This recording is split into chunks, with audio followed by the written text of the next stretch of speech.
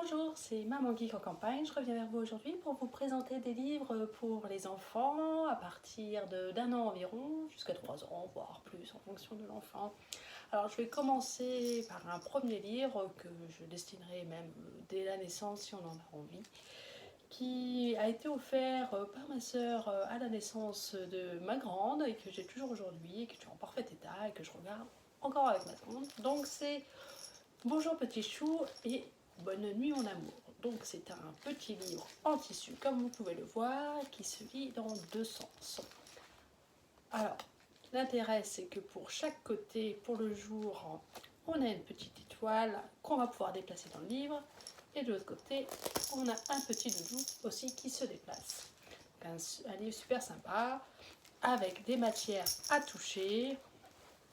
Voilà, on retrouve petit chou qui boit le biberon, le petit miroir, ici le petit coffre à jouer, on repère toutes les petites étapes de la journée, et là de nouveau encore une histoire, un câlin, et on peut déplacer de nouveau notre petite étoile et venir la recoller ici. De même, hop, dans l'autre sens, notre doudou qui est là, et on repère, hop, faut que je l'ouvre dans l'autre sens, autant pour moi, hop, et on est parti. C'est la nuit, voilà, le bain, poète, l'éléphant. Voilà, un très joli petit livre, je trouve un très beau cadeau de naissance qui peut accompagner l'enfant dès la naissance, à 1 an, à 2 ans, voire plus. Et voilà, il a un accordéon sur le pli des deux côtés. Super cadeau.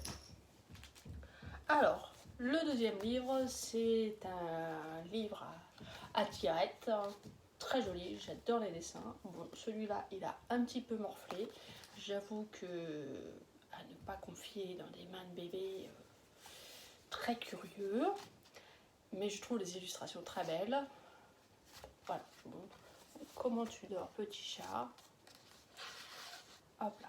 Donc on voit là, normalement, la languette blanche n'apparaît pas, mais comme bébé a un petit peu tripoté le bouquin, voilà, j'ai pas réussi à le remettre en place. Et vous les signes bien blottis. Et hop. Donc j'avoue que les illustrations sont vraiment très très très belles. Bon, cette partie-là a vraiment, on voit, hein, été rescotchée. Donc le petit chien, les chauves-souris qui dorment la tête en bas. Hop. Voilà. C'est très mignon. Je trouve que pour accompagner bébé dans les moments, hop, coucou, je suis là. Et hop, je réapparais. Très joli. Le petit singe qui se balance. Ça marche très bien. Et pour finir, le câlin du koala. Ouh, j'avoue que bébé adore. Et n'hésite pas à lui faire un petit câlin quand on voit bébé et maman koala s'enlacer. Donc, comment tu dors, un très joli livre à tirettes, jolie collection. Il en existe un autre sur des oiseaux. Après, voilà, ça ne pas confier aux mains de bébé qui attrape tout, si on veut qu'il reste en état. Un autre livre coup de cœur, je recherchais un imagier, puis finalement, c'est pas vraiment un imagier, mais on retrouve tout un tas de vocabulaire, c'est dans la boîte. Et ce que j'aime, c'est le principe, c'est que chaque double page va être une boîte, et qu'est-ce qu'on peut retrouver dedans. Donc je trouve que ça fait quand même office d'imagier. Et voilà, j'aime bien la présentation. Donc ça se présente plutôt, ça se lit comme ça. On voit bien le livre, donc la tranche est comme ça. On voit bien que c'est prévu pour être lu dans ce sens-là. Donc par exemple, j'arrive, le sac de plage, et là on retrouve tout ce qu'on peut trouver dans le sac de plage. Le seau, le râteau, la pelle. Hop, on trouve toutes les boîtes qu'on peut trouver dans la maison. La trousse à pharmacie. Voilà, etc. Et il y a des choses beaucoup plus, le sac à pique-nique, la boîte à souvenirs, que j'aime beaucoup. Moi j'avoue, la boîte à souvenirs. On a tous des boîtes dans lesquelles on a tout un tas de petites cochonneries, de petits trucs qui ne servent à rien, si ce n'est qu'on les garde et qu'on n'arrive pas à se résigner à jeter. Par exemple, feuille séchée, j'avoue que ça me parle bien. Des cailloux, des plumes, la trousse de maquillage, le sac à main.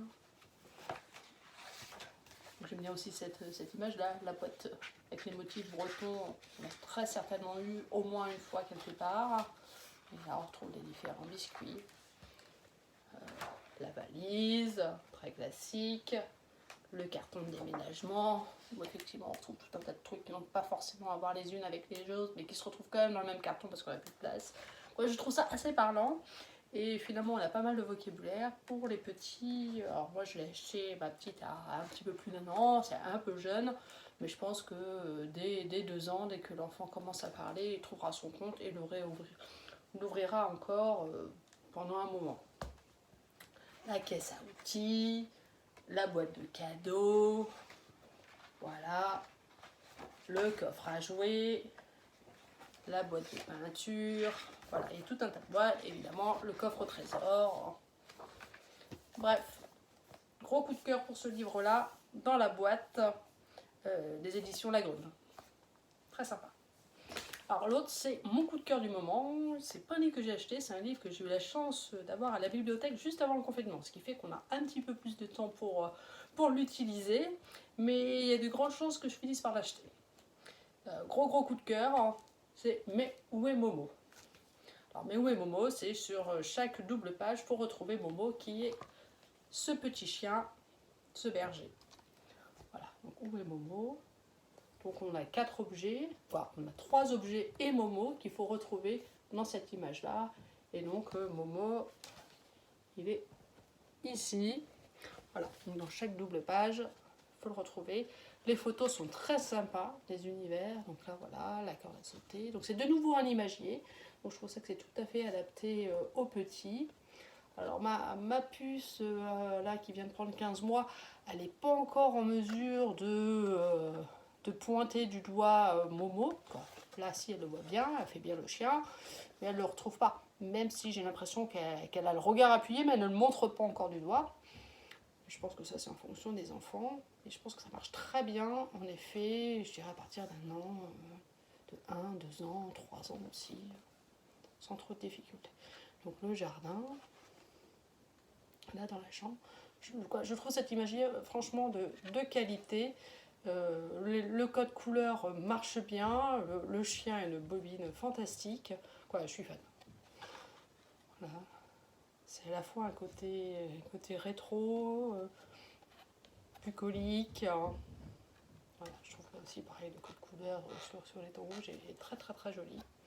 Bref, gros coup de cœur. Mais ouais, Momo. Et pour finir, je vous présente un livre, alors je mets à partir d'1 an, mais je pense que c'est un livre intemporel pour tout âge qui nous fera plaisir de ressortir. Gros coup de cœur, bon, d'accord, c'est parce que je suis fan de tout ce qui a des grandes oreilles. Donc voilà, c'est Batistou, superbe, les illustrations sont à tomber. Donc voilà, c'est juste l'histoire d'une petite fille qui va faire une promenade avec un âne. Le texte est très court. Il y a une petite phrase, et il faut avouer que les détails sont vraiment magnifiques. Donc je pense que pour regarder ou une petite lecture du soir, même dès 1 an, c'est faisable. Laisser l'enfant, voilà, passer ses mains, d'écrire l'image. C'est vraiment sublime. Voilà. Attendez, je me permets, je tourne. Hello. Même que l'enfant en question n'a clairement pas 1 an, hein. C'est sans doute plus vers peut-être 6 ans. Mais voilà. Le petit selfie. Je trouve ça très moderne, hein, tout en étant très bucolique et intemporel. C'est permis. Donc j'avoue que très gros coup de cœur pour ce livre-là.